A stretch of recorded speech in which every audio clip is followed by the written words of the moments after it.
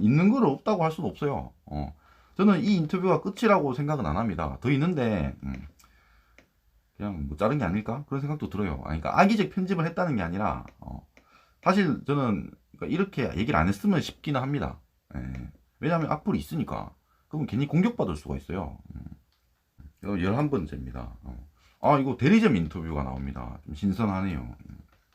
막걸리 직영 대리점이 약 90곳이 있었고 지금은 20개로 줄었다고 합니다. 뭐 정확히는 모르죠. 그냥 이렇게 주장을 하는 걸 수도 있고. 대리점주가 나와요. 직접 대리점에 찾아갑니다. 제작진이. 여기에서 재고가 생기거나 반품 유통기한 끝난 거 싣고 가면은 거의 100% 반품을 다 해줬었어요. 근데 워낙 손실이 크고 안 팔리니까 제조사 회사가 어떻게 그걸 다 감당합니까? 그러니까 지금은 반품을 다 안 해준다 이 얘기입니다.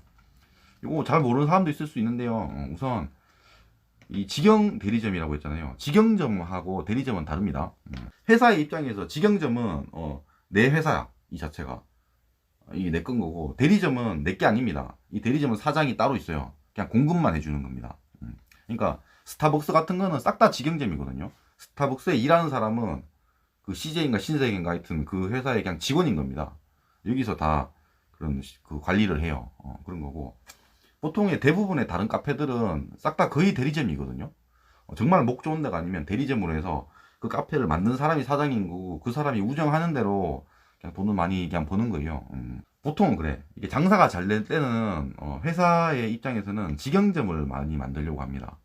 그러니까 영탁 막걸리 같았으면 초반에는 직영점이 많았을 거예요. 왜냐면은 처음에는 생산은 족족 다 나갔으니까 그래서 공장까지 증축을 했던 거잖아요. 처음엔 직영점이 많았을 거고 지금은 아마 거의 대리점만 있지 않을까? 뭐 그런 생각은 들긴 합니다. 어쨌든 지금 막걸리 대리점을 운영하는 이 박덕용 이 사람이랑 얘기를 한 거예요. 근데 이상해. 왜냐면요, 대리점은 이 회사랑은 상관이 없습니다. 그냥 거래처일 뿐이에요. 제가 그 닭집을 할 때 미쳐버린 파닭을 했다고 했잖아요. 전 당연히 대리점이잖아요. 내가 사장이니까. 그럼 여기는 그냥 공급업체일 뿐이야. 만약에 얘가 뭔가 막 똥을 싸가지고, 사람들이 이 미쳐버린 파닭을 안 사기 시작한다? 이러면은, 당연히 이 본사를 욕합니다. 옛날에 뭐 호식이 사장이, 회장이 뭐 성추행을 했나? 갑질을 했나? 그런 사건이 있었어요. 그럼 내가 호식이 대리점을 하잖아. 그러면은 당연히 호식이 사장을 욕하는 거예요. 저쪽에서 뭐 영탁을 욕하진 않는다고. 그래서 대리점을 운영을 한다고 한다면 당연히 악감정이 있을 가능성이 커요. 예천양조에다가. 근데 이런 식의 인터뷰를 한 건 좀 이상하긴 합니다. 왜냐면 이건 예천양조의 입장을 든 거야.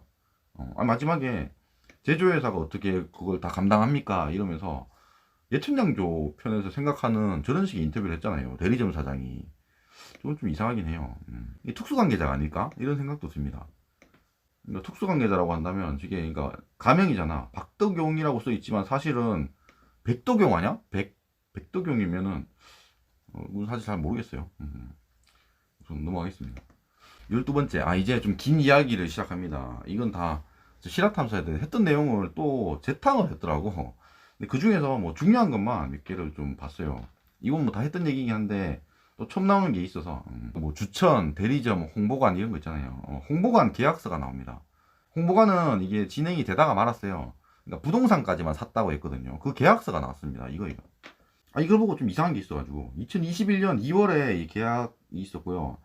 그러니까 이 땅을 샀던 것 같아. 이 땅을 사는 계약 이 금액은 1억 8천입니다. 1억 8천만 원. 매도인 매수인이 있는데 이 매수인의 성명이 100입니다. 100. 백구영이가 직접 샀어요. 이거 법인이 사면 그냥 법인이 들어가거든요. 주소 주민번호 해서 지금 백구영이 직접 산 겁니다.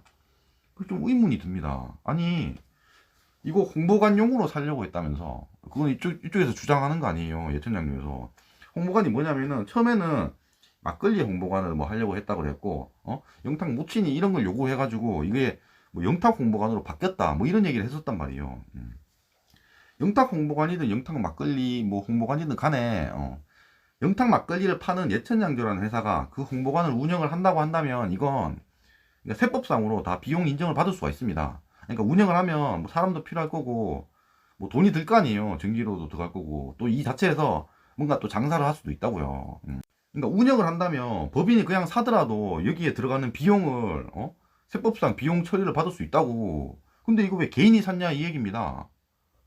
백구형이 이 땅을 사가지고 뭘 하려고 했냐고. 만약에, 그러니까 이게 1억 8천이니까 하는 소리예요. 작은 돈은 아니잖아요. 이 자금 흐름을 만약에 추적을 했어. 추적을 했는데, 예천장교에서 1억 8천을 백구형 통장으로 쌌어. 그리고 백구형이 저 매수인한테, 저 매도인한테 쌌어. 그러면 좀 이상합니다.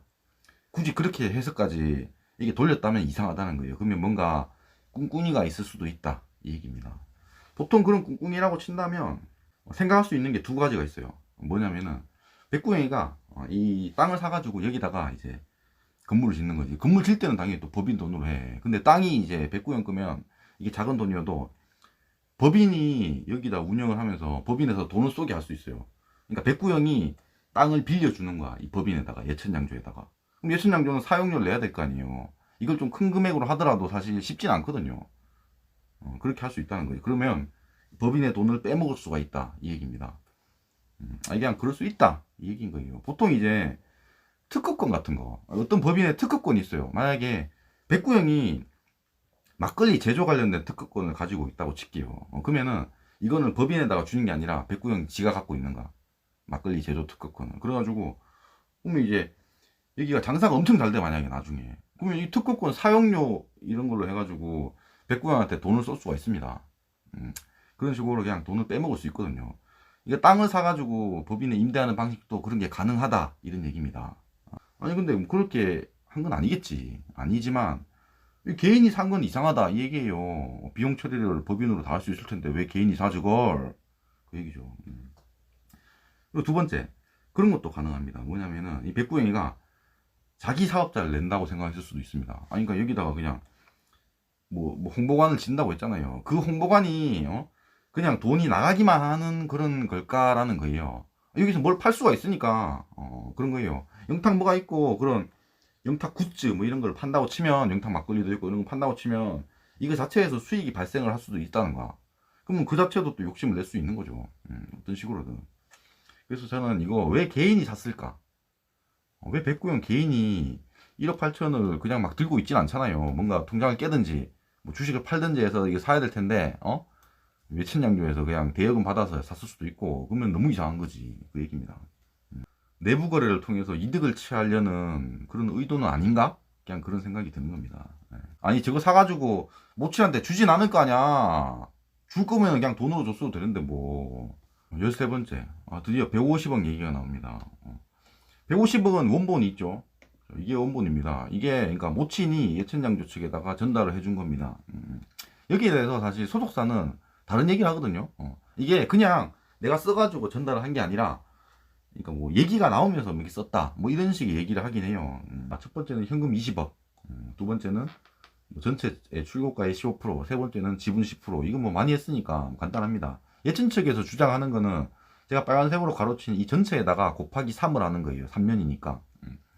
소속사에서 주장하는 거는 1번이랑 3번은 그냥 한 번 일회성으로 끝나는 거고요. 이 가운데 있는 이 출고가 15%만 3년을 적용하는 거다, 이렇게 주장을 하는 겁니다. 근데 이걸 예천장교에서 이렇게 정리를 했어. 아니 메모지가 있는데 굳이 엑셀로 150억 산출 근거 이래가지고 이거 정리를 했어. 아니 이거를 그러니까 뭐 결제를 맡으려고 정리를 했다면 이해가 가는데, 뭐 이딴 걸 결제 받을 일은 없잖아요. 그러니까 이걸 정리한 이유는 뭐냐면은 이거 언론사에 주려고 하는 겁니다. 그러니까 MBN 주려고 만들었든지 누군가 배포하려고 만들었든지 간에 이거, 그러니까 이게 내부 결정으로 만든 게 아니라고요. 그리고 한번 두 개를 비교를 해볼게요. 이거 원본이랑 비교를 해보겠습니다. 일본 문항이 문제입니다. 딴 거는 다 비슷합니다. 일본 문항 2020년 회사 성장 기여도 2020년 상표 사용료라고 뻔히 적혀 있습니다. 원본은 그렇게 적혀 있어요.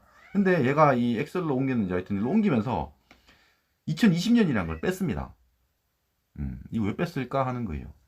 왜 그러냐면 이 원본에는 2020년이라는 게 들어있으니까 일회성이라는 게 좀 눈에 띄는 겁니다. 아니 지금은 이제 2020년 지났으니까 2020년 거 사용료를 갖다가 뭐 계속 받는 건 아니잖아요. 2020년이 있고 밑에 보시면은 2021년 뭐 1월부터 소급 적용 뭐 이런 말이 있어요. 그러니까 이게 전체를 봤을 때 2020년이란 말이 있으면 뭔가 일회성 같이 보입니다. 왜? 그리고 지났으니까. 그러니까 그런 거예요. 2020년에는 그 상표 사용료 계약을 제대로 못했잖아요. 지금 와서야 이제 하는 겁니다. 못했으니까 그건 그냥 일회성으로 받는가. 그 다음부터 2021년부터는 이제 출고가의 15% 받는가? 그러면은 저 1번, 2번이 있는 게 이해가 간다고요. 전체적으로 이해가 간다는 겁니다. 저 20억을 매년 받는다고 생각하면 이해가 안 간다고.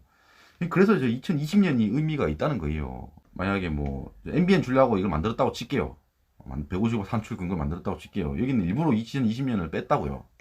일회성처럼 보일 수 있으니까 그 얘기입니다.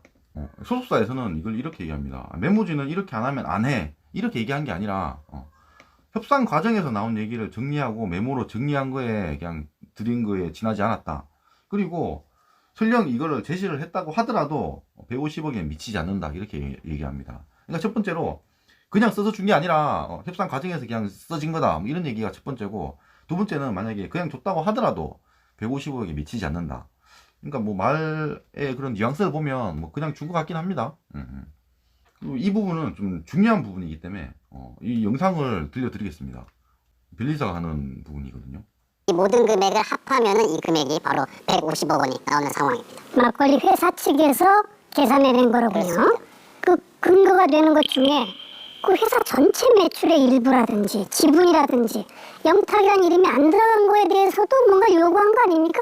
이게 가능한가요? 산출 내역들을 보면 그 회사 뭐 성장 기여도, 상표권 사용료 뭐 이런 것들을 이제 얘기한 걸 보면 단순히 뭐 어떤 광고 모델로서의 모델료라기보다는 상표권의 사용 로열티 이걸 이제 요구한 걸로 보여집니다. 이제 영탁이라고 하는 그 가수의 이름 자체가 워낙 저명하고 이름 자체가 가지고 있는 어떤 광고 홍보 효과, 그렇죠. 구매 유발 효과가 굉장히 강하기 때문에 그 상표권의 가치를 산정해서 그것들을 이제 일반적으로 상표 로열티를 산출하는 방식에 이제 근거해서 아마 그런 것도 참고해서 아마 산출한 게 아닐까 생각이 듭니다. 그리고 이렇게 정리를 합니다. 마지막에 막걸리 회사 측 산출 내용 이렇게 해가지고 굳이 이게 2020년 성장 기여도 상표권 이 2020년을 넣었어요. 무슨 얘기냐면 원본에서 일부러 2020년을 뺐는데 예천양조는 이걸 굳이 다시 넣었다고. 그래서 좀 중립적으로 방송을 했다 이 얘기입니다. 150억을 얘기하면서 빌리사가 이렇게 얘기하는 거는 사실 영탁 측에 되게 호재입니다. 좀 영탁 측 편을 들었다라고도 생각이 들어요. 중간에 일반적으로라는 말을 하잖아요. 그러니까 이상하지 않다는가. 그러니까 금액적으로 클 수는 있겠지만 이런 식의 뭐 몇 프로, 뭐 지분 몇 프로 이런 식의 요구를 하는 게 상표권을 보고 생각을 했을 때 그렇게 이상하진 않는데? 그럴 수도 있겠는데? 이런 얘기를 한 겁니다. 이걸 전문가가 편을 들어준 거예요, 어떻게 보면. 그래서 중립적으로 방송을 했다. 그런 생각이 듭니다.